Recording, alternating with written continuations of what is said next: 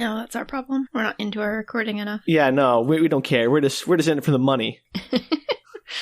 All them sweet, sweet podcast bucks. That's the official currency of podcasting. Podcast bucks. They're redeemable nowhere. Maybe Chuck E. Cheese. They're going bankrupt. Well, not enough podcast bucks is the problem. That must be why. Now we know.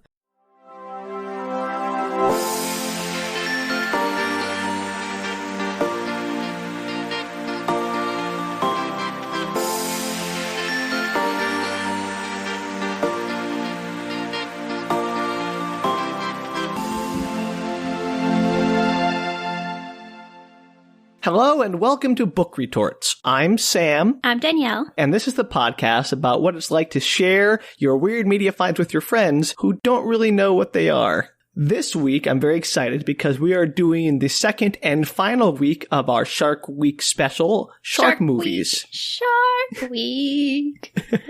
Thank you, Danielle. Very musical. Love Shark Week. It's great. It's great. So last week, Danielle, you did the little known but actually quite excellent movie Baked. And so this week, we're doing something with a rather more prestigious pedigree, the movie Jaws the Revenge, which is the fourth film of the Jaws franchise and possibly the least well-received.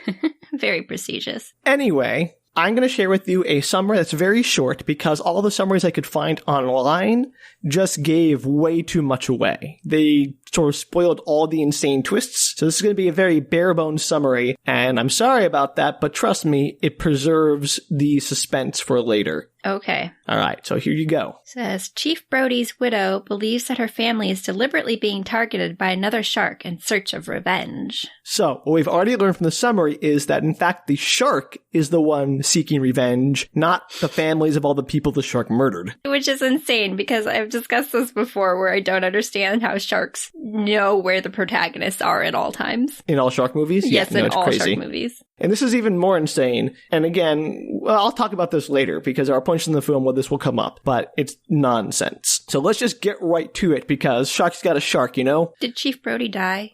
He must have died in We'll get to that, Danielle. You're jumping ahead. Stop trying to jump ahead. Well, it was valid from the context of the summary. He was alive in the first movie. He was, and he has a widow now. That's pretty concrete, but patience. Okay. We will get there. So, Jaws opens with the John Williams score, which is probably the only thing it shares with the original film, except a myriad callbacks that it tries to sort of elevate itself with. Well, the score is really good, so that's valid. It's a really good score. It's only the opening, the Jaws theme. The rest of it is scored by someone else, which isn't bad. I just didn't really notice the music that much after that point. So it opens with a camera that's panning along the bottom of the ocean, I presume. There's shipwrecks and detritus, and the camera then lifts up and it's like skimming the surface of the water like a shark swimming across the surface, and it's headed towards a dock and a little town, and then it goes back underwater and it just does that over and over. It goes up, it goes down, it goes and as it goes up, the town becomes closer and it goes back down. So obligatory water shots that are required in all shark movies. Exactly. And it just does it for a long time, and then it cross dissolves to a fish head that's frying in a pan. So that's how they start the movie, with shark tracking camera, cross dissolve to fish frying. Very dramatic. Yes, way more dramatic than this movie deserves. So there's a young man, he's sitting on a kitchen counter watching his mother prepare some food, frying up the fish. A young man is what age? 20s. Okay. He's engaged, he's a deputy in the police force, which I'll get to in a moment. He is the son of the late Chief Brody. So sad. Rest in peace, Chief Brody. Yes, he is a son of the late Chief Brody and is therefore Deputy Brody. He declares he's going to get a Christmas tree tomorrow, so we're establishing the time is Christmas time. So this is a Christmas movie? Is that what we're saying? It is for like the first 15 minutes, and at which point it becomes irrelevant. Excellent. Christmas sharks. Yes. I don't watch Santa Shark. Little sharks with little, like, those red caps streaming behind them as they swim through the water. So cute. They could be wrapped in tinsel. They sparkle when they... Oh my gosh. I would love that. Tinsel sharks. His mom asks him to prepare some vegetables, so he starts chopping up vegetables. She's like, be careful. And he's like, I'll be fine. Then he cuts himself immediately. Story of my life. His mom asks, are you okay? And he's like, oh, it adds flavor.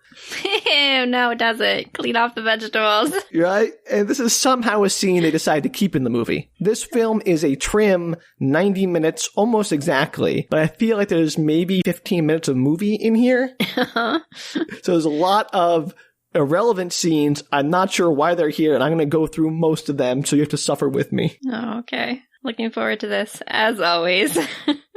The phone rings, and it's granddaughter Brody on the phone. So the granddaughter of Chief Brody? Yeah, Chief Brody's granddaughter, and the granddaughter of this woman, who I'll call the mother, because I forget her name. Ellen? Something like that. Doesn't matter. I will not give you anyone's names, except for like 2 people in this movie, because I do not remember them. I actually remember them in relationship to each other. Because everyone's like, oh, it's mom or grandma, or everyone just calls each other by those things. That's like every episode we do. Yeah, so good luck. So it's the granddaughter, Thea Brody, who is 6, something like that. I don't know. I'm not very good at child ages. They're having this full-on conversation between the grandmother and the granddaughter, and eventually her other son gets on the phone, and it doesn't do that thing where you can hear them clearly. It actually sounds like it's coming out of the phone, and it's very quiet and very hard to hear what the heck they're saying. Mm-hmm. So I'm not sure what they talked about. There was something about the family being in the sunshine or somewhere. I thought they said the Sunshine State, but that turns out to be wrong. It's not Florida. Maybe it is Florida. I don't know. It was all very confusing. I'm not sure what was going on. It was hard to hear, and I didn't have subtitles, so it doesn't matter. You should always have subtitles on. I know. It was a bad choice. So then it cuts to them going out at night. It's the young man, Deputy Brody. He's with his fiance and this mom, and they're talking about how they have to get a big Christmas tree, and then he goes and stops into the police station for some reason, and he talks to the person manning the front desk, and she's the only one there. The camera lingers on a photo of Roy Scheider as the original Brody, and so it's trying very hard to get you to care about this being a Jaws movie. So he basically just stops in and says hello, and then just leaves, and for some reason. I don't know, I'm not sure why he stopped into work. He's all in his uniform. He's like, I just stopped by to say hello. Anything going on? No? All right. Bye. Well, small town. Maybe he just felt like he wanted to say hi. Well, as he's about to leave, or as he's leaving, the phone rings, and the person answers the phone and calls him back in. And, there's some kind of detritus or something caught on a buoy out in the harbor, and he has to go and clean it out before the fishermen head out the next day. And he's like, well, why can't so-and-so do it? And she says, they're cow tipping, and then proceeds to explain what cow tipping is to everybody. It's like, what's when kids go up and tip over cows while they're sleeping. So they can't... Wait, so... The cop or Deputy Brody has to go out and fix the buoy. Because whoever was supposed to be on call or whatever is out cow tipping. But aren't they supposed to be cops? Why are they cow tipping? It's not illegal, but it's highly frowned upon. I don't think it's another cop. I think it's like some harbor person. How do they know they're out cow tipping? Did they call the police station and say, hey, I'm not going to be on tonight. I'm cow tipping. This old lady who mans the desk in the police station clearly has her finger on the pulse of Amity Island. Okay. She knows where all the cow tippings are happening. Also, Amity's an island. Were there cows on that island? It doesn't seem like an island that has cows. I don't remember seeing cows in the first Jaws movies, but maybe they were in the second or third one. Yeah, I don't know, maybe. But it seems like on a small island that's fairly heavily developed as a resort place, that dedicating pasture space to cows would be very expensive and silly. You'd have to bring them over on a boat, I guess. Well, yes, obviously cows don't swim good. Maybe they do. I don't know how good cows swim, but they seem like they'd be rather large to swim very well, long distances. Well, I don't think you'd put them in the water and be like, okay, so we're crossing the island, guys. Let's go. No, you do that thing with grass on the end of a fishing pole and get it on front of their head and they swim across while you ride them. While you ride them. That's what a cowboy does, right? They ride cows. Yes. That's why they're called cowboys. Obviously, otherwise they'd be called horse boys. Those are centaurs, my mistake. Whole other mythos. Anyway, so after some back and forth, it's Brody who has to go out and clear the materials from the buoy to right it. And this is all very contrived. Yes. Cow tipping usually is. Not the cow tipping, the plot. As a plot point, cow tipping usually is. Okay, that's fair. So it cuts to a Christmas band / choir rehearsing Christmas carols on the dock in the night for some reason. And that just seems like a bad idea. Yeah, that's odd. Are they actually rehearsing or are they singing? They're rehearsing. They're singing and playing, and the guy's like, stop.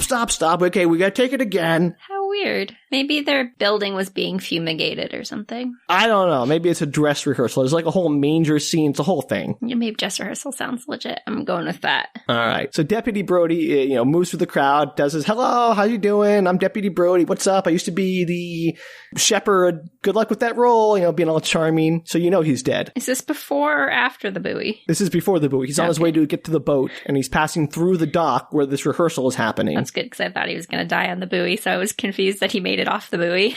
No, he's definitely dead. This is the point. I mean, this was not anything that I think anyone didn't see coming. That's so sad. She loses Chief Brody and Deputy Brody. Yeah, we'll get there. Don't worry. There's a lot of time in this movie dedicated to Mama Brody and her emotions. That's sad. It is. This Poor is Mama a Brody. dour movie.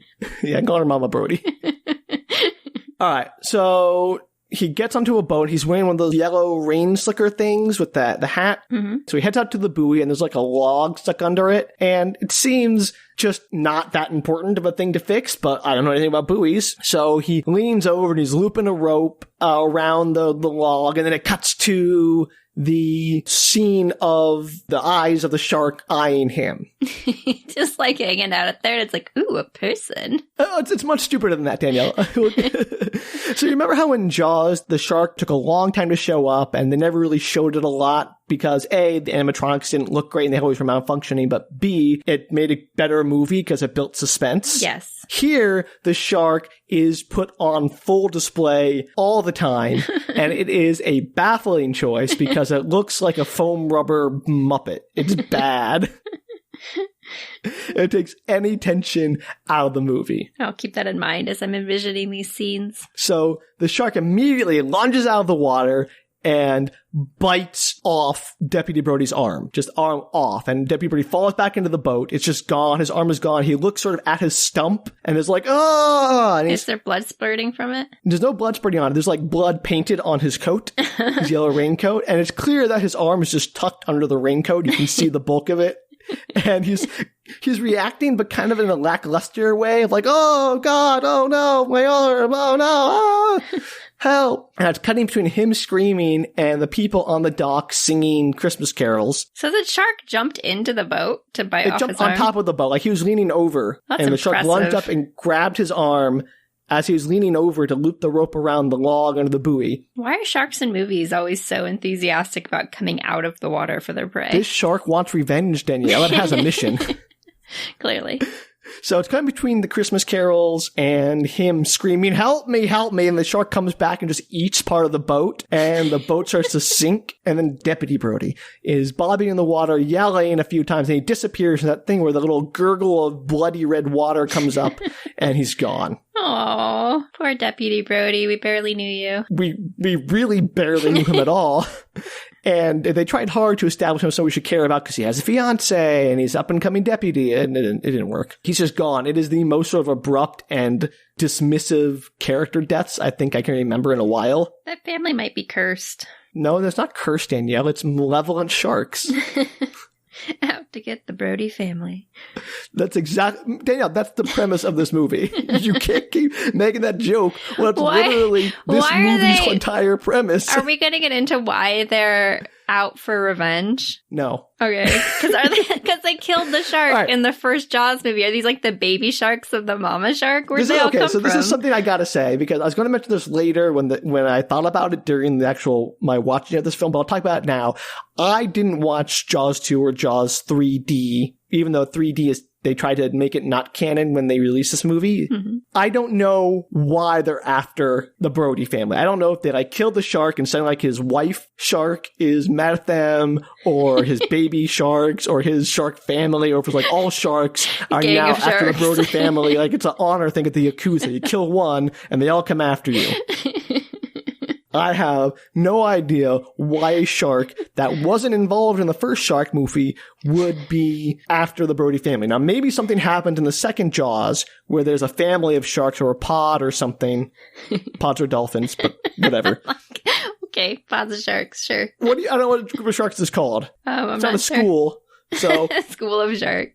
That's all I got. So whatever it is, a group of sharks, whatever it's called, Listeners, add us. That time you can add us. You can do that. Tell us what a group of sharks is called. Whatever it is, somehow one of those sharks has a real murder fantasy on the Brody family. Okay, so you're asking me basically just to go with it, that we have murder Danielle, shark. that is literally the entire premise of this movie. If you don't go with it, this is going to be a long, long episode of you saying, why is the shark attacking that family? Because he wants revenge. Why does he want revenge? Don't ask questions. Sharks just want revenge. Okay, revenge shark. I'm in it. Let's do it. We had a ghost shark. Talked about that last time. We had Bait, a shark that likes grocery stores. Maybe we can have a revenge shark. It's fine. It's fine. So he's dead. And it cuts to the morgue where the mom is watching them unveil the body from the body bag and is like, weeping, of course, and extremely tragic for someone we barely knew. And then his brother Michael arrives, and it cuts to another scene where his brother Michael is arriving with his wife and the granddaughter. They flew in apparently to come see the mother, and they're coming to her house. And obviously they want to be there to comfort her and to do all this, appropriate family stuff. So that makes a lot of sense. Mm-hmm. And the mom is super depressed, and she's standing outside the house staring at the ocean. And it's just super dour. This is the most sad shark thriller movie I've ever seen. It is like depressing for the first hour, 40 minutes. It's like watching a tragedy. Well, everybody in your family has died from revenge sharks, so. Not everybody yet. It's getting close. It's a lot of people. So there are some family friends over, and they're talking with Michael and his wife and their daughter as they come in, and they mention that the fiancé is really upset and she had to be sedated, and that's literally the last time the fiancé will ever be mentioned. Well, she's not really that important, I guess, if the other guy's dead. Yeah, how dare she have her own emotions and tragedy? I'm saying that unless the movie's about her. It's not. It's just kind of a very weird, dismissive line. So, oh yeah, he had a fiance who we met for all of 3 seconds of screen time, who was just mentioned to be sedated and was irrelevant. Well, maybe the shark isn't out to get people who aren't blood related. That's fair. I mean, maybe the shark can smell blood, right? So they can smell who's related. But I'm bunch. So one of the family friends picks up the granddaughter, and is like talking about, hey, how you doing? You've grown so big. And the granddaughter says, Uncle Sean is dead, Will he ever come back? And her mom just says, we'll talk about that some more later. Aww. It is awful. So Michael goes out to see his mother, who's staring out the ocean, and they hug. And at this point, I realized I didn't actually know what the relationship was to the original Chief Brody. It hadn't been brought up before in the movie. I'm telling you that this is his wife and that's his Chief Brody's sons and everything, but this was never mentioned.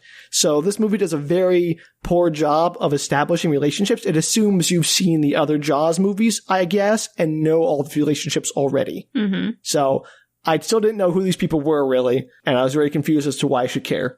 I knew they were Brodies. I didn't know if they were like cousins or children or whatever. Doesn't matter. I mean, you liked Chief Brody originally. You're just supposed to like the other ones as well. I guess so. So later they're making dinner, and the mom comes in and is like, I'll make fettuccine. And she starts like angrily making fettuccine. Did she say it like that with that Italian accent? What Italian accent? You used an Italian accent when you said fettuccine. I said fettuccine? Yeah, you went fettuccine. I did not go fettuccine. I'm not Mario. But you really did say that like that. Well, maybe it's just the Italian heritage in me coming out. Must be it. She did not sound like a stereotype, Danielle. Okay, just checking. And then the mom says, it came for him. It waited all this time, and it came for him.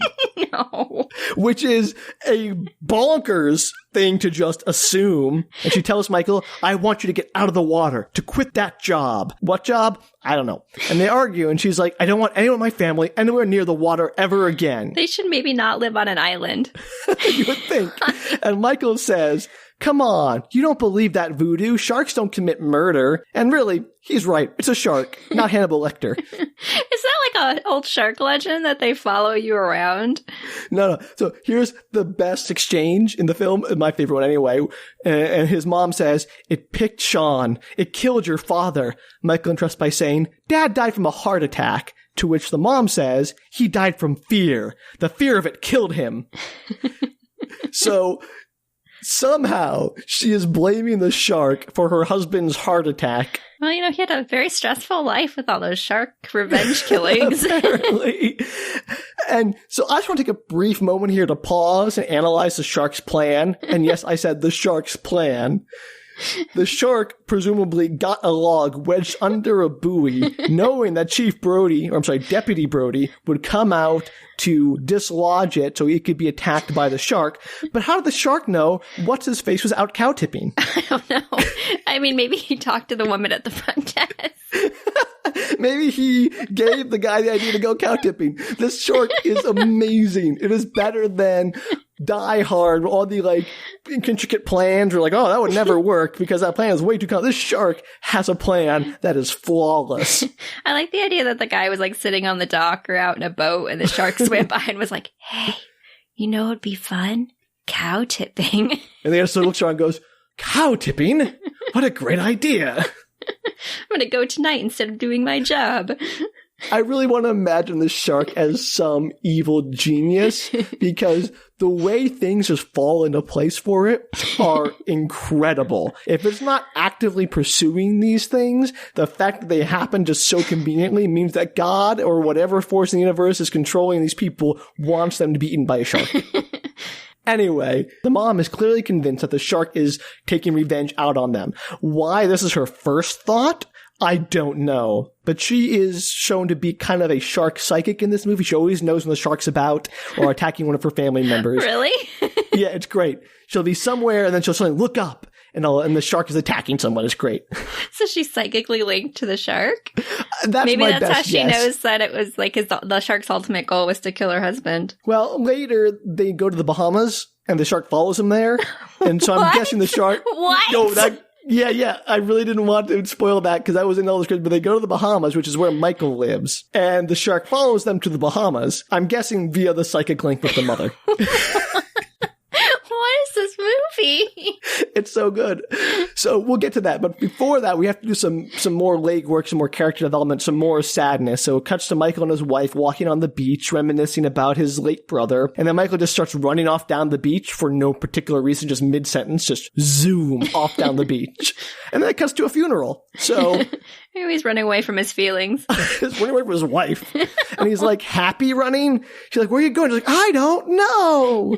This movie makes some insane choices with how it chooses to display emotion and when it chooses to cut to a different scene. So it cuts to the funeral and the priest is doing there's a time to heal, a time to grieve, a time to joy, a time to lay down. While he's doing that, it keeps cutting to flashbacks. Are those the words to that? No, I'm making that up. It was just something like that. Wait a minute. I almost went into that song, so I had to quickly change directions. That aren't the words at all. I don't know the words yet, but I didn't want to start doing the song.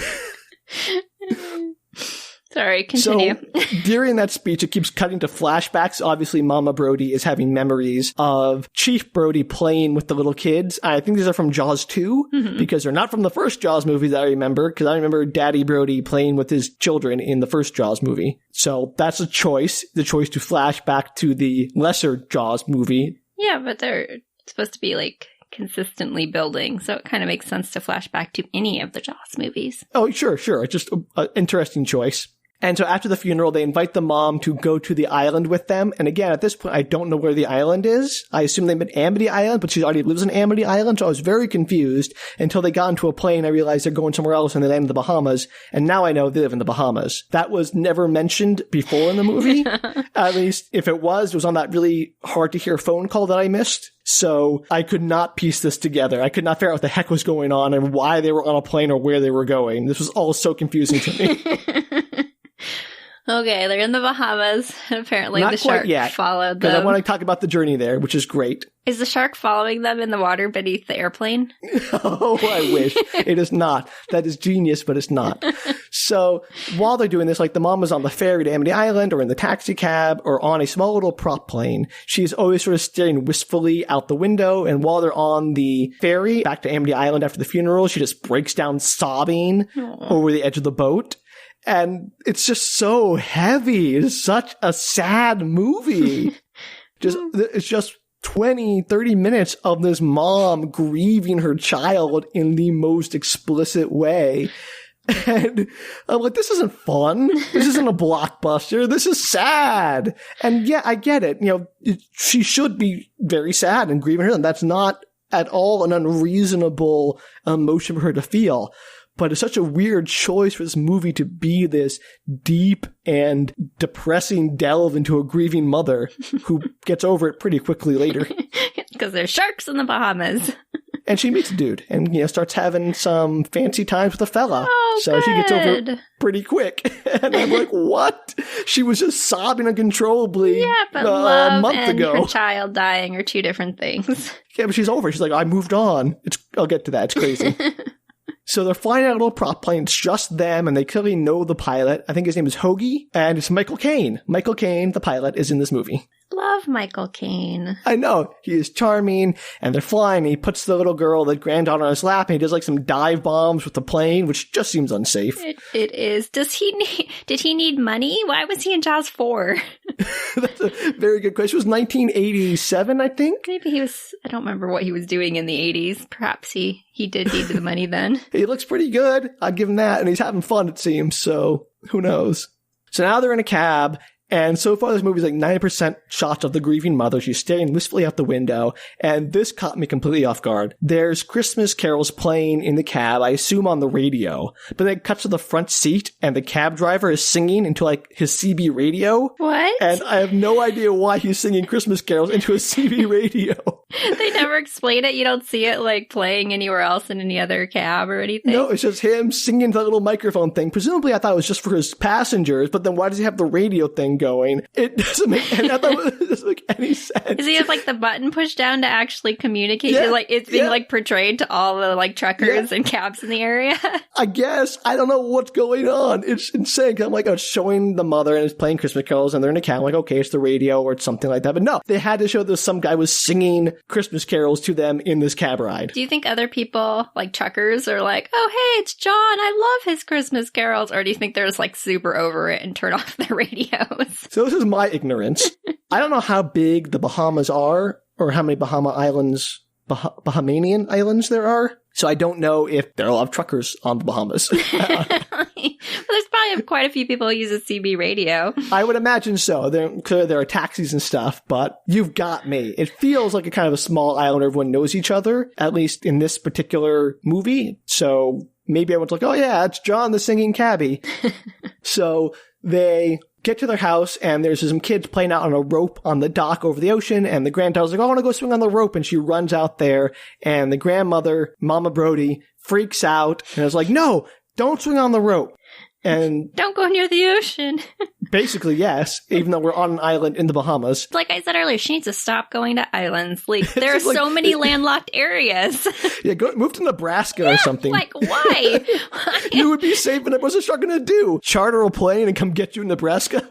I mean, this shark probably could. It's clearly a very smart shark. And you'd find out that they're like put into the lake in the nearby resort. Or it's like they go to the aquarium, and the shark is there waiting for them.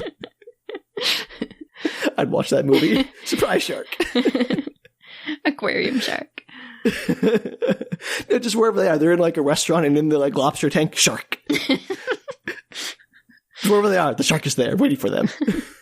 So there's a big argument where the granddaughter's mother tries to get the granddaughter away from there while the grandmother is freaking out, and they're having an argument. She's like, everyone else gets to do it. Why don't I get to do it? And I wrote in my notes, this will probably come up later. So it seems like something that would happen. The rope swing would be a thing in the future for the movie. It isn't. Really? She never like goes out there again when her parents or when her mom's not paying attention, and she's like, nope. I'm going to go play on the rope swing, and then falls in the water. No. Rope swing never comes up. It is never mentioned again. It is irrelevant. That's so weird. I know. Like, this is a great setup. She's playing on the rope swing and like dangling above the water, and the shark like lunges for her or something. No. That's so sad. What a wasted opportunity. I would love to see a rope swing shark.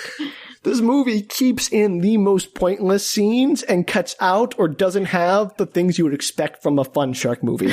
It is baffling. So Michael is showing his mom around the island as a barn with a giant metal sculpture in it that looks kind of shark-like, and the mom is very uncomfortable, but it's like an abstract shark-like way, and apparently this is his wife's work. Michael's wife, who was an artist and is doing this on commission for the island. Mm-hmm. So we learn more about them that way. Everything's sort of just like, oh, here's the wife, here's what she does, here's Michael, here's what he does. It's all very laid out like that, not very organic. Mm-hmm. So then it cuts to the mom swimming in the water. It's a classic Jaws shot from below the water. Wait, and she's the Mama Brody. Why is she in the water? She's like so anti-water. Wait for it. She gets a little freaked out. She turns around to swim and is attacked by a shark, but psych, it's a dream. Okay.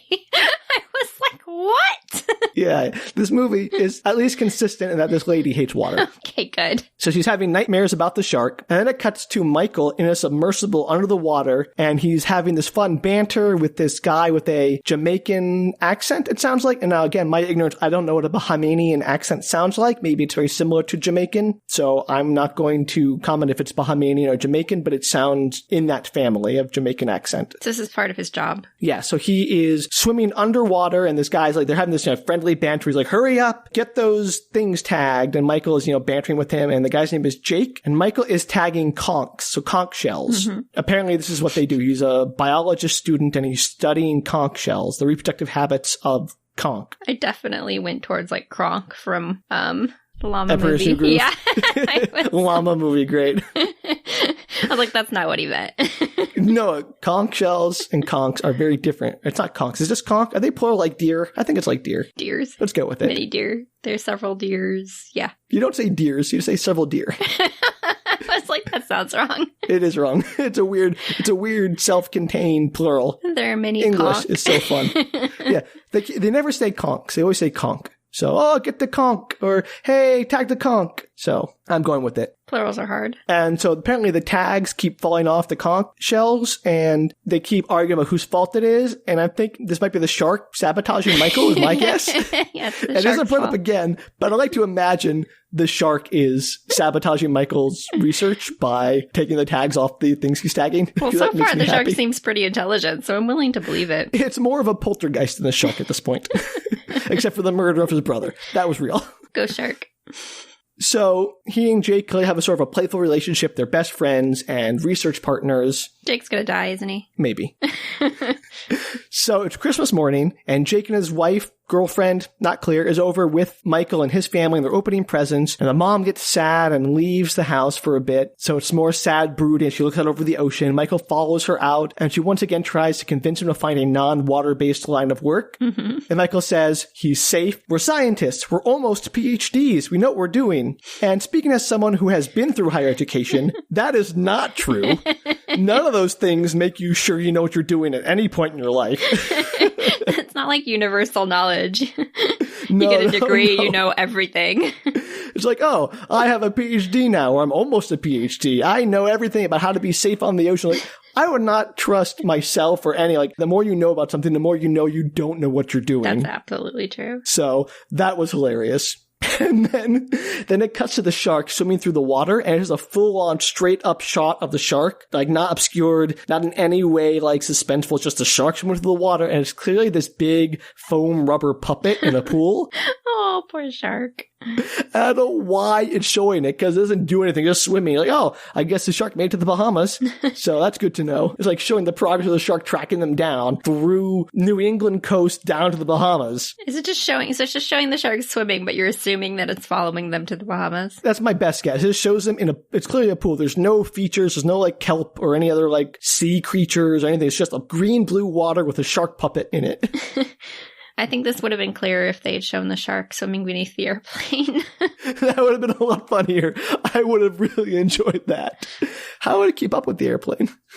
I don't know. How does it track down the main protagonist of the show? We Why is it a revenge shark? Psychic link with Mama Brody. Why does it have psychic powers? There's so many questions. It's the Shining. It has the Shining, Danielle. Shining. The shark has the Shining. This is part of the Stephen King universe. Shiny shark. Shiny shark. Then that guy's going to show up in the hotel and get axed in the chest trying to save them from the shark. Oh, it's so sad. That's a fun movie. Anyway. So then it cuts from the shark swimming to the pilot rowing the boat to the beach, and the mom and the granddaughter are making sandcastles on the beach when the mom's shark dar suddenly goes off and she stares out the ocean. but then nothing happens. And the pilot, Michael Caine, he gets to the beach and he starts talking with the mom, and it's clearly that they're starting to have a emotional connection. I'm not sure why this is here. There's a lot of scenes about the romance between Michael Caine and Mama Brody, and I'm not going to talk about them because they're pointless and boring. So he obviously took them to the island, and then he just showed up on the beach one day. Well, he lives on the island. He was like a small prop plane, single engine, like a Cessna kind of thing, I think. Okay. So he is clearly a local whose job is as a pilot who carries local supplies for the island or people to and from the island, because it's a very small airport. It's not like they have a giant airport that can handle jets or whatever. Right. So anyway, he is local, and he knows Michael like they're friends or someone. He's a well-known person. And so he comes up and is like talking to the mom. And again, I'm not going to talk much about it because it seems like they really want to push this B plot of Mama Brody having an emotional arc of becoming over her son's death by finding love, which seem like unrelated things. She does deserve some happiness. I'm not saying she doesn't, her whole but family has died, and Michael Caine's a good choice. I think it's a great choice, and I'm totally fine with that. I'm just saying, just because you find some new guy to date doesn't mean that somehow negates your grief over your lost son. Like, those two things are separate. Right. But somehow this movie says, no, all she needed was some good Michael Caine love, and all her sadness is gone. Well, have you fallen in love with Michael Caine? You don't know. Maybe that would negate your sadness. He is awfully charming, I have to admit. You don't know, Sam. You don't know. I don't. You got me there, Daniel. I don't know. Then it cuts to Jake and Michael on their research boat, and Jake mentions that they're running out of money, so he wants to get a grant from the Office of Naval Research, and Michael dismisses because they put bombs on dolphins. And that is the end of that discussion. That's it. That's it. There's no more discussion. They put bombs on dolphins. I will not accept their grant money to study conch. Or conchs. We're not sure. Or conch. Some people say conch, so who knows? I always thought it was conch. They said conch in this movie, but when I watched the Lord of the Flies movie, they said conch, so who knows? Well, wait, are they British in the Lord of the Flies movie? They are. Well, maybe it's a completely different pronunciation, like like herb and aluminum. herb. All right, gotcha. Or aluminum and aluminium. Well, that's actually spelled differently, so I'm giving that one a pass. Okay, that's fair. There's a weird history, which I won't get into here because it's not a chemistry podcast, but I would tell the story of why those are different later. Maybe that's a bonus. A mini episode. Yeah, there you go. If you want that, everybody, let us know. And if you don't, let us me know. Don't hurt my feelings. So Michael gets on top of the boat and he takes some binoculars and he watches his mom and his daughter playing on the beach, and he watches his mom with Michael Caine, and clearly he does not approve. How do you not approve of Michael Caine in the 80s? He's apparently sort of a womanizing gambler. He lost a lot of money on craps at one point. Who knows? That's fair, I guess. And then the mom is talking to Michael Caine about her shark paranoia, and she's like, I just can't stop thinking about her obsession. And then it cuts to Michael Caine flying the mom around just for fun. So it's like a little Michael Caine date in the sky. I mean, flying in airplanes is pretty fun. And so he takes her to this place where there's a little festival going on, and they're just sort of having a fun little festival date. Is he gonna die? Danielle, please. No spoilers. I don't want him to die, though. I feel so bad for Mama Brody. So then it cuts to Jake in the submersible, tagging conch. Darn it, it's so hard. And the shark just swims up right next to him while he's being razzed by Michael. So they're bantering. The shark just swims right next to Jake in the submersible thing. Oh, no. And this submersible is like an open submersible. So it has like an open top, and they're wearing scuba gear while they're in it. So it's not like a fully contained thing. Mm-hmm. How do they know this is the same shark? They don't. Not yet. How would they ever know it's the same shark? Psychic link, Danielle. Psychic link. Okay. Oh, yeah, I keep forgetting about that. Sorry. I keep forgetting the psychic link because it's insane. But anyway, the shark just swims right by Jake, and he's like, oh, there's a shark. Everyone sort of freaks out, and the shark sort of half-heartedly lunges out of the water towards Michael on the boat, and Michael just sort of easily moves out of the way of the shark. And not today, shark. It looks like a hand puppet as it grabs the side of the boat and like chomps down on it. And it looks so fake, and his mouth is deforming around the boat. It's bad. And it was not at all threatening. It just sort of like, thunk. And it was not fast. It was not scary. It was slow and plodding and clearly not a threat. So this is what the part is. While the shark is eating the boat, it cuts back to the mom at the festival, and they're dancing with Michael Caine. And then she looks up, and her shark sense is tingling. I don't understand this movie. So at this point, I thought she's clearly shark psychic. That's a fair assumption, it sounds like. She always knows when the shark is starting her family. It's great. So then it cuts to a next scene where Jake is all excited about a shark. He's like, a great white shark in the Bahamas? That's crazy. It's way too warm for them here. This shouldn't be here. I want to study that shark. And how it went right by him and went straight for Michael. And Michael is creeped out, but he doesn't make like a big deal about it. Like, don't tell my mom. Don't tell anyone. I don't want to study the shark. And it was at this point that I had the realization that I don't know why the shark is after them. It's like, wait, why is the shark taking revenge on them? What happened in the previous movies? So I got to this point before I had that thought, which should tell you something either about me or this movie. What was I, like 5 minutes in? I was like, wait a second. Well, because at that point, I knew the shark was like revenge. I didn't know if it was going to be specifically targeting the thing. Like at this point, when it literally bypasses someone else right next to it to go for Michael, I'm like, okay, the shark is on a mission. Like up to this point, it could all be sort of coincidence or just, bad luck. But here, it's clear the shark has a preference for Michael over literally someone in the water right next to it. And the shark hasn't even met Michael before. I don't know. Maybe in Jaws 2, they high-fived or something. I don't know.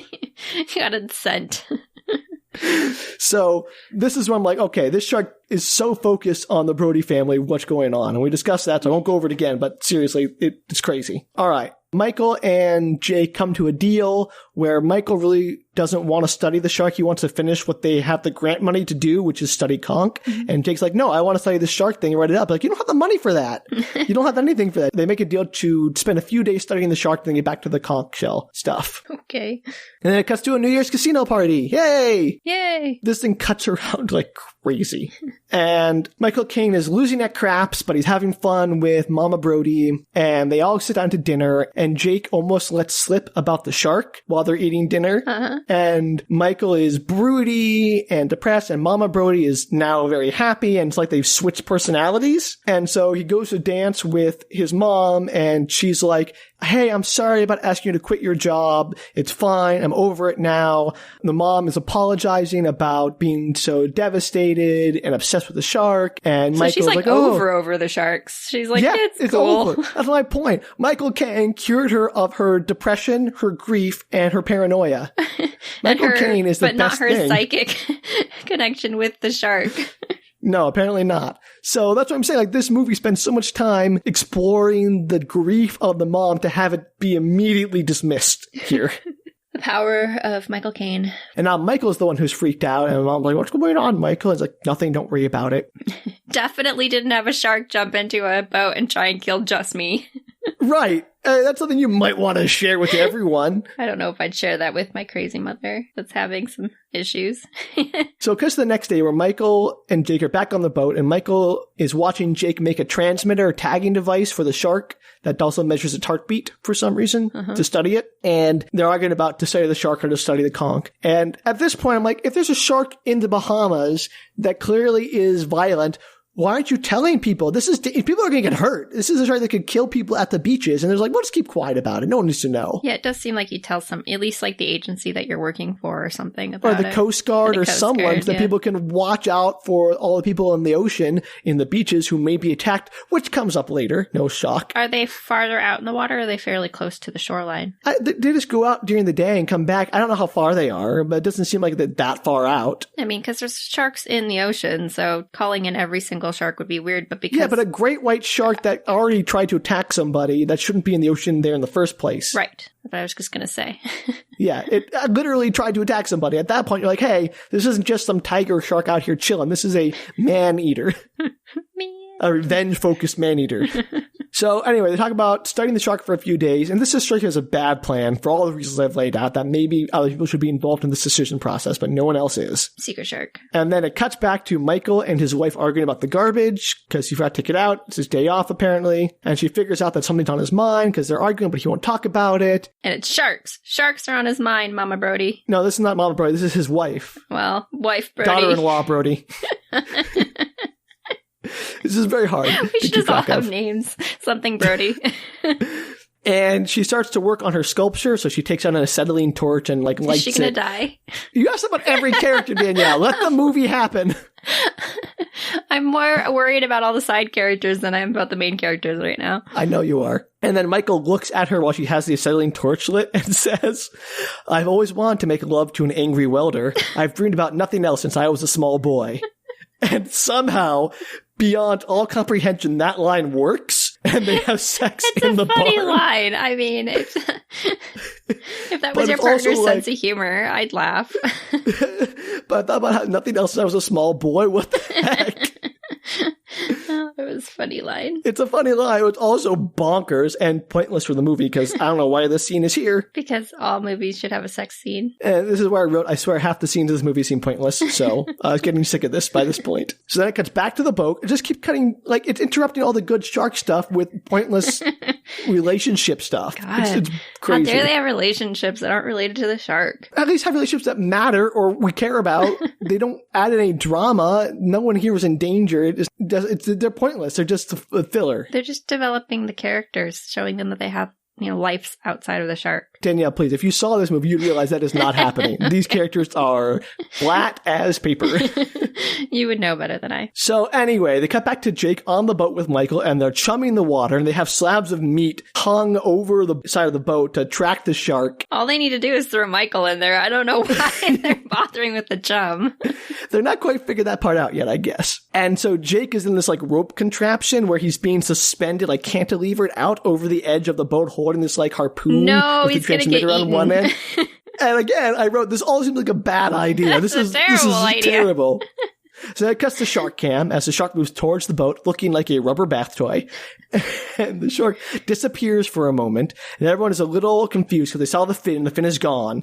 And then it lunges for the meat that's hanging over the edge of the boat and grabs on. And while it's grabbed onto the meat hung over the boat edge, Jake stabs it with the thing and then pulls back the harpoon and leaves the transmitter embedded in the shark. So it's like monitoring its heart, like little metal paddles in it. Mm-hmm. And it's rather anticlimactic. It's just a shark grabs the thing, they tag it. Yay, job done. The drama will come later. Meanwhile, it's back to the B story of mom dating Michael Caine. And Okay, that's the A storyline for me. I don't know why you keep referring to it as the B storyline. I don't remember what's happening. They're at a restaurant or something. I forget. I stopped paying attention to the story at this point. I literally How wrote are we in friends, my notes, Sam? I can't bring myself to care, even though Michael Caine is charming, as usual. You don't know what I want to hear at all. I don't. But Danielle, please, if you saw this, you'd realize this is not interesting. There's no witty banter, just Michael Caine saying charming things, and the mom being like, "Oh, okay." To be fair, there aren't many things that can compete with Michael Caine, but sharks are certainly usually one of them. I do like a good shark movie. I gotta tell you, Danielle, if you watch it, you realize this is all very boring. And then the mom and Michael's wife are talking about Michael Caine. This movie's really just about Michael Caine. I That's what think we've it is. learned. So it's back on the boat, and Michael and Jake are in the boat chasing the shark, and it's beeping on the shark transmitter. They can literally hear the heartbeat like a heart monitor, a shark monitor, if you Ooh, will. does later, can you hear the heart monitor going? And it's going like beep, beep, beep, beep, beep, beep as it gets closer and closer and closer. No, because that'd be interesting. Oh, another lost opportunity. I will tell you now why they have a heart monitor for the shark as opposed to just a signal that tells you where it is. Never comes up. It's pointless. Really? It doesn't impact the movie in any way. See, the heart monitor should have been going while it was swimming towards the little child on the rope swing. That would have been good. Yeah, exactly. See, that'd be a much better scene. You're welcome, Jaws 4. Give me a call. Punch it up. So they're out chasing the shark, and while they're chasing the shark, Michael is interrogating Jake about the pilot, about Michael Caine, to see if he's a good match for his mom. And everyone is talking about his mom relationship with Michael Caine while they're chasing a killer shark that just came for him. His priorities are whack. Well, it's really boring in between shark attacks, Sam. I guess. And then the signal on the shark monitor goes out, and they just say, okay, we lost him. We'll get back to it later. Did the shark take it out? Like, It just, no, it's out of Is it out range of or range? something. I Okay. don't know. It comes back. They don't question it. They're like, oh, my equipment doesn't fail, so it has to be out of range. equipment's amazing. It never fails. Yeah, he makes it by hand out of, like, bubble gum and plastic bottles, and somehow it's perfect. It's very jerry-rigged. Those are the best devices. So now Michael is having nightmares about the shark. He's basically become his mother. And this movie just drags on and on. It's 90 minutes. At this point, I was just getting like, where's the actual shark? When are we going to have more shark? Then that's back to Michael in the submersible, tagging the conch. And Jake is like, hurry, I want to get back to the shark because, we want to do that. And while Michael is down there, finally, Jake sees the shark show up on the radio transmitter. Beep, beep. Beep, beep, shark coming nearer. Uh-oh. Yeah. So Michael's told to get out of the water. Duh. Get out of the water! And the Jaws theme plays, and the shark then attacks Michael in the submersible, just starts chewing up that little submersible thing. Ugh, that's not good. The camera shakes a lot. It's hard to see what's going on. It's not very clear, but Michael manages to escape out of the submersible, and it's not very scary because the shark is just kind of like slowly chewing on the submersible while Michael extricates himself from that thing, and it's not tense or at all dramatic. He just sort of like, okay, let's get out of here. There we go. And then it's like a low-speed underwater chase. He's swimming away from the shark, and the shark is slowly following him. There goes $300,000 grant. Right? And so he's swimming, and he hides in an old shipwreck. And the foam rubber shark is like prowling around through the shipwreck trying to find him. Does he have like a diving suit on or something? Yeah, he's scuba suit. I told you the submersible isn't enclosed or anything. It's just sort of like a small like metal cage around them with a motor to pull them around. You did mention that, but I didn't fully visualize it. So he's in the shipwreck, hiding from the shark, and he's swimming through portholes and, whatever, rusted out holes in the ship. And the shark is trying to track him down somehow. And he ends up in a hall trying to open a hatchway. And the shark is like right behind him down the hallway, like moving up the hallway towards him. And he's like, oh no! And the shark is slowly coming towards him. And it's very goofy looking, but it's probably the most like legitimately, this is the part that'd be the scariest for me, is like, oh, I'm in a hallway with a dead end and the shark is coming towards me. Yeah, that's scary. In real life, that'd be scary. Yeah, so this is the most scary scene in the movie. And he's freaking out, and he finally gets the hatch open, and he falls through the hatch. So he doesn't punch the shark in the nose? No, he doesn't punch the shark in the nose with a meat cleaver or otherwise. Could have been a winning solution. Could have. But he does have a much better solution, which is great. So he falls down, he's still sort of in the shipwreck, and the shark is trying to bash its way through the wall, and he starts taking off his scuba gear, and he futzes around with the regulator on his tank, and somehow this causes the tank to shoot a jet of bubbles straight down and like jets him up out of the water, like through a hole in the roof of the shipwreck and just out. And he's safe with the jetpack scuba gear thing. It's really great. And Jay sort of grabs him and hoists him onto the ship. Does he pop out of the water, or does he just like pop to the top of the water? I think he just pops to the top of the water. He doesn't like do a dolphin leap, which would be much funnier. I was hoping he was dolphin kicking out of the water. No. And so Michael is sort of in shock, sitting on the side of the boat, watching the ocean while everyone's sort of like, oh, your arm is bleeding. He got like a cut on his arm from the shark, and they're patching him up. And then they cut to the next day, where Michael is insisting on going back into the water against the argument of everyone who's like, no, there's a shark down there who clearly has it in for you. Don't go in the water. Those sharks that singularly, like, take people out. Everyone just sort of assumes the shark is after Michael. They're all on board with this theory pretty immediately. And Michael says, I'm scared. What else can I do if I can't get back in the water? Okay, sure. Go back in the water then. And that's so dumb. This isn't like a face your fear of heights thing where you have to like walk across a bridge or whatever. This is, there's literally a killer shark that killed your brother, probably, and is coming to kill you. And I'm like, well, I'll just get back in the water to face my fears. Otherwise my fears will control me. This is not a point where your fears control you. This is a part where your fear is trying to tell you something useful. It's like finding out your coworker's a serial killer, and then you just keep going to work. You're like, no, I face my fears of serial killers by going and hugging them. No, that's not what you do. So, but he does it. He gets back in the water. He's bandaging with Jake, kind of half-heartedly, and is startled by an eel that goes like, rah! Eel. Can you do that? Wait, I didn't miss that. Could you do that again? What did the eel do? It's recorded, Danielle. You can go back and listen to it. So then it cuts to Michael's wife on the beach with the whole family, and they're there for the unveiling of her sculpture. And Michael's late because he's not there yet. Is it a giant shark eating a human? No, it's just an abstract metal sculpture that kind of looks like a shark mouth in a way. But the granddaughter is being fussy, and she wants to go play out on the boats. There's a raft, like a bunch of the kids are playing on a raft out in the water, and she's like, okay, go play on the water with the raft. What? She lets her? Yeah, the mom does, and the grandmother's just kind of like, it's okay. Oh, that seems like a terrible idea. It's a terrible idea. Again, they should live in Nebraska. Again, Nebraska, fewer sharks. And your kid's not going to ask to go in the water. True. So the granddaughter's out in this raft and playing in the water, and the grandmother, her shark sense tingles, and she looks out into the water and sees a fin, and so everyone starts looking out and they freak out, and they start getting out of the water, and the shark is going after the granddaughter on this raft. Shark. It's a smart shark, and it lunges for the granddaughter but misses, and there's this other blonde girl behind her on the raft who gets chomped down by the shark. Oh no! Just some rando. And everyone else gets out of the water, and no one really seems concerned with the rando getting chomped by the shark. Like, she's being munched on and dragged underwater, and everyone just sort of ignores her. Like, they're all concerned about the granddaughter and getting everyone else out of the water. We didn't really like Lisa anyway. Yeah, they sort of ignore her. And they're like, oh, well, what can you do? Shark got her. Moving on. They didn't get the main character, so we don't care. Apparently they're just shark attacks all the time anyway, so they're probably used to it. It's so random. And I kind of feel bad for the grandmother at this point because she just got over her paranoia obsession with the shark to be surprised, shark assassin is real. Yeah.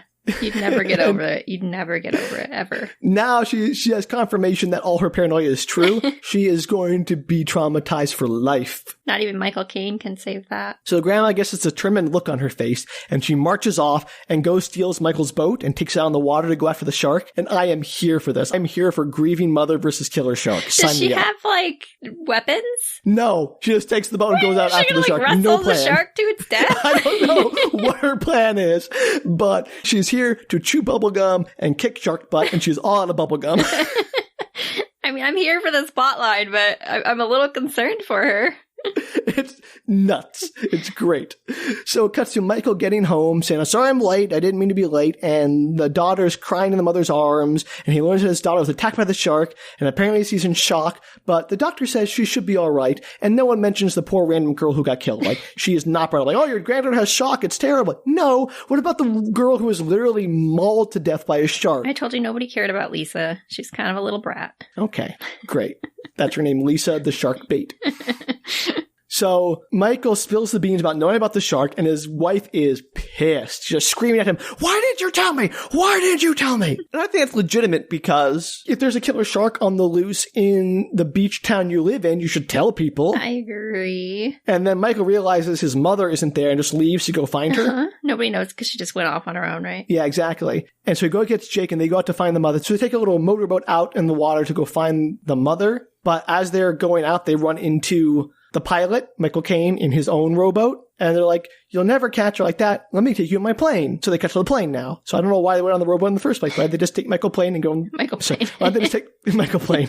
Why did they take Michael Caine and go on the plane? We should have just called him Michael Plane the whole episode. It's a good name. I'm going to change it to Michael Plane because he drives a plane. That's literally his only character trait, except he's a womanizer and likes to gamble. How did they know that the mother went to the water? Because his boat is missing. Oh, okay. So you didn't say that. Well, I said he stole his boat, so. Yes, but I didn't realize they had acknowledged that the boat was missing. I mean, kind of. He just sort of runs out to the dock and gets into a boat immediately. He doesn't investigate. It's pretty clear he knows where she is immediately somehow. Okay. Maybe he's psychic too. I don't know. Run to the family. So they're with Michael Plane. Michael Plane in his plane, and they're going out to find the mom. They're flying over, and the mom is putting around in the boat, and the shark appears behind her, chasing the boat. And she stops the boat, turns around and stares at the shark and says, "Come and get me, you son of a bitch." And it's like she's doing her best Ripley impression, and I love it. And so the plane then spots the mom in the boat and sees the shark, on collision course with the mom. And the shark kind of lunges out of the water as the plane swoops down and like buzzes the shark to scare it away a little bit. But the shark's not having that. Apparently planes are scary to sharks, I guess. And so Michael Plane radios in their position to the Coast Guard, and then he goes to make a water landing. And this is not a water plane. This plane cannot land in the water, but he does it anyway for some reason. All planes can land in the water, Sam. If you try hard enough, you can. So this is where the movie really starts to go off the rails with their plans, and they start to make no sense. Like, the shark plan makes sense. More sense than the shark people's plan, plans. meaning the woman going out into the lake and or the water and just being like, eventually the shark will find me. No. The shark's murder plan makes more sense than the human's plan in this movie. Like, the shark has a clearly thought out plan compared to the humans who are clueless as to what they're doing. It's amazing how much better prepared the shark is than the human beings. So Michael Caine's big plan is to land the plane in the water so it starts sinking, and to stay behind and distract the shark long enough for Michael and Jake to swim to the boat with the mom on it, which the mom was pretty safe up on the giant boat. Like, it's a pretty big boat. She was safe there, and no one's in the water, and they were safe up in the air, and they knew where she was, and the Coast Guard is coming. So why is Michael Caine landing the plane in the water where it's dangerous and making Michael and Jake swim through the dangerous water to get to the boat, and now they haven't gained anything. Now they're just all on the boat with the mom. It's not like they've changed they haven't brought any weapons with them. They don't have any shark killing equipment. They're just now all on the boat the mom was on, and they're all still just there. Yeah. Where they could have been in the plane, maybe spotting the shark or continuing to buzz the shark or doing anything else to be helpful. Yeah, that's a terrible plan. I agree. And literally a suicide plan. Michael Caine is literally like, I'm going to stay behind distracted while you all swim to safety. How's he Okay, I feel like I should know the answer to this question, but How is the plane going to get it back off the water? It doesn't. It sinks. It's gone. Yeah, like, there's no way. No, he literally just destroyed a plane to put two people on a boat where they can offer nothing to help. At least as far as they know. It is the dumbest plan. Clearly the shark is the smarter creature here. You're the one movie where you root for the shark. There are a couple movies where I root for the shark, I'll be honest. So it's a dumb plan, but it works, kind of. So Michael and Jake swim to the boat, and the shark immediately goes for the plane, and you see it chomping down around the door with Michael Caine, and it all sinks, and Michael Caine's dead. He's gone. No, really? He sinks, he's gone. Shark chomped down the plane. Everyone's like, oh no, and just unceremoniously gone. That's so sad. Poor Mama Brody. So the mom is pissed at Michael. He's like, why are you out here? I tried to tell you. Why'd you come out here and put yourself in danger? That's her concern. Michael Plain's dead, and she's like, son, why are you so terrible? Why? Well, she's like, now her son's in danger, and she's like, I told you so, which, fair. She did tell him about the murder shark, but in Michael's defense, who would ever believe such a crazy thing? Well, Michael should have quite a while ago because he got attacked by the shark. Yeah, clearly he does not put two and two together as a almost PhD conch biologist, I guess. But surprise, Michael Caine climbs up onto the boat and is fine. Oh, thank God. I was really worried there. Yeah, I gotcha. So now they're all on the boat, and their situation is no better than it was when they were in the plane. And the engine is flooded, so they can't turn the boat's engine back on to get out of there. And Michael Caine and Mama Brody start bailing out the boat, and they get the bilge pumps going to try to get the engine from being literally flooded. Why is it flooding the boat? Did I miss that? No, it just is. It's just got water in the engine somehow. Why? How? Not clear. It's unclear. Maybe Mama Brody struck something in her way out. It's just the boat has got water in the engine, so deal with it. The boat was fine a minute ago. She literally puttered it out there and then turned it off, and then it won't start up again. It's, to quote Jurassic Park, Danielle, water finds a way. To misquote it. I don't think so. I think he's right. I feel that's right. So Jake, meanwhile, starts building some contraption. I'm not sure what it is. I think it might be like a remote control bomb or something, but it's actually just like a flashlight, one of those big industrial flashlights. Whoa. He's building some kind of contraption, and it might be a remote controlled bomb. I thought it was at first, but it's actually not a bomb. It's like a flash bulb, like a flashlight. What is he building it out of? They have, his electrical equipment on the boat that they use for their research. Like made the transmitter out of for the shark. Why is it on the boat? Because he stole the boat? Because she stole the boat? This is their boat. This is Michael's and Jake's boat that they use for research. They're making a light thing. They're making a remote control thing, and what he says is, if the shark, responds to external electrical impulse, it might respond to one inside him, confuse him, and drive him crazy. So I'm no biologist, or no almost PhD biologist like these two gentlemen are, but that sounds crazy. His plan is to throw a remote control, buzzy electrical impulse device into the shark so that when it goes off in his stomach, the flash bulb will drive the shark crazy because inside him, I don't know what it's nonsense. He's going to throw it in the shark's mouth?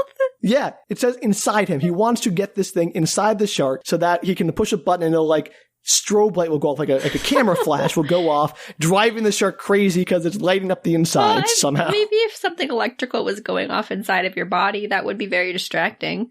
I know that sharks do have certain sensory abilities to sense electromagnetic forces for, prey under the sand. Right. I don't know if great whites can do that. I know that like hammerheads can do that, I think, but maybe others. But I don't think a flash bulb inside your body is going to be strong enough to make such a huge difference. That seems like crazy. Sounds like something we should try out this summer. Okay, find me a great white shark, we'll do it. Apparently, I just need to find a Brody and we can get a shark. They follow them like rats in the Pied Piper. Yeah, you and I can meet up somewhere and we're going to figure this out. We should go to Nebraska, find a Brody in Nebraska to see how the shark gets there, because I'm super curious. And then shoot a projectile into its mouth and see if we can electrify it. Oh, it's not a projectile, Danielle. It's much stupider than that. Projectile, I meant just something projectiling through the air. Okay, projectiling. So the shark beat monitor is going off as the shark is getting closer, but then it goes quiet, but somehow the shark is still nearby. I thought his machine didn't. I thought his machine always worked. It goes off and on at will, then it'll come back. I don't know why. It's got dramatic timing, I guess. Well, it's a very smart shark. So Jake once again rigs up his harpoon and hooks himself into the ropes and is cantilevered out over the bowsprit, so the little pointy part at the front of the boat, like leaning out over the water to tag the shark with this thing. That's his best plan. And so we all know where this is going.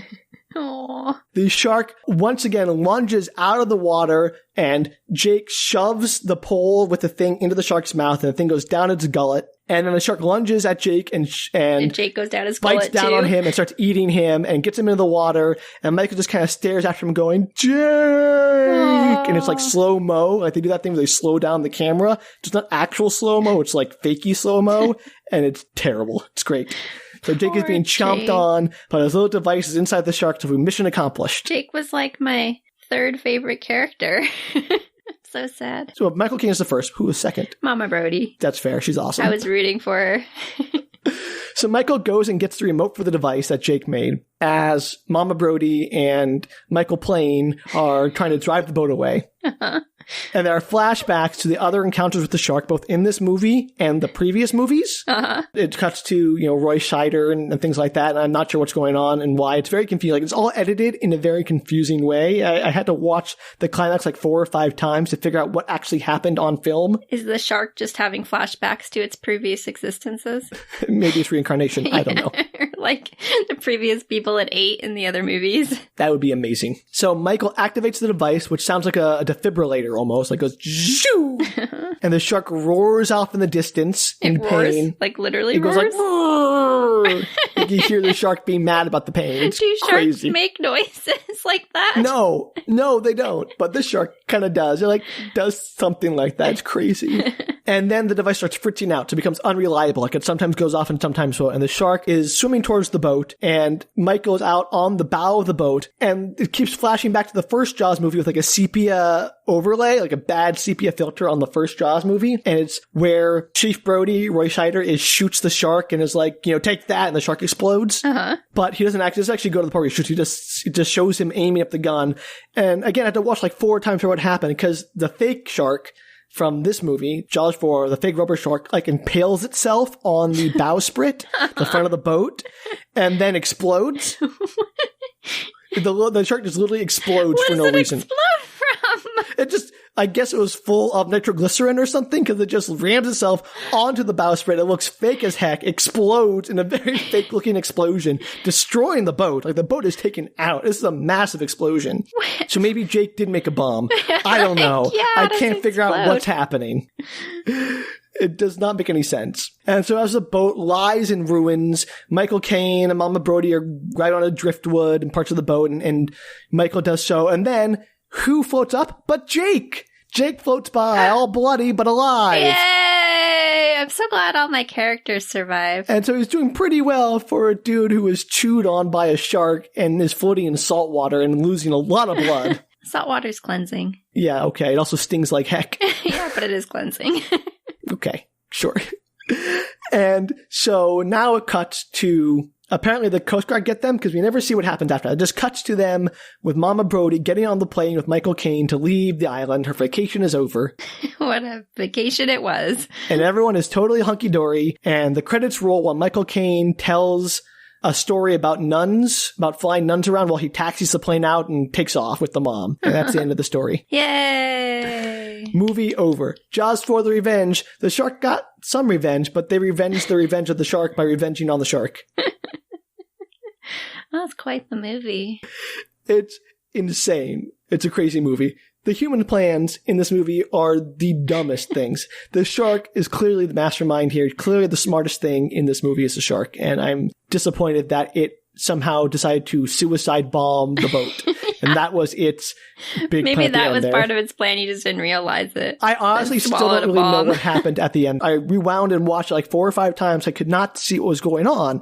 I still don't know exactly what happened, why the shark impaled itself on the boat. It's I feel like the movie is edited very badly right there because it just cuts, and I don't know what's happening. Well, I'm willing to go with the shark impaling itself on the boat because it's driven insane by the weird electromagnetic issues inside of its stomach. I don't understand why it blows up. Yeah, that is confusing. I thought at first that the explosion was the explosion from Jaws 1 when he shot the air tank in the shark, but it wasn't. I had to go back because the boat in this Jaws movie explodes. So I don't know what's happening. I don't know why. I think they just thought that maybe they saw Jaws, the first Jaws, and they assumed all sharks explode. I mean, that's, yes, how sharks die. You didn't know that, Sam? I didn't know that sharks were highly explosive creatures. Shark trivia, everybody. When a shark dies, it naturally explodes. Google it. Don't add us, please. So, that, I think, is the conclusion of Shark Week. And what a conclusion it was. Well, it was a crazy movie. I honestly was confused throughout most of this movie. I was confused through most of this movie. Confused or bored, but yeah. Well, if you have any answers for us, because if you can figure out what happened in that climax, please contact us. Yes, Sam needs to know, clearly. I do need to know. I still don't know what happened in that movie. If you know why Michael Caine can cure depression, please let us know. We know why Michael Caine can cure depression. I guess we know why, but maybe if you have any experience with the efficacy of Michael Caine, if there are any side effects, please let me know. Before getting treated by Michael Caine, please check with a doctor. You can contact us at bookretorts.com. Or find us on social media at Instagram, Twitter, Facebook at bookretorts. So join us next week for more weird media. And until then, bye. Take care, everybody.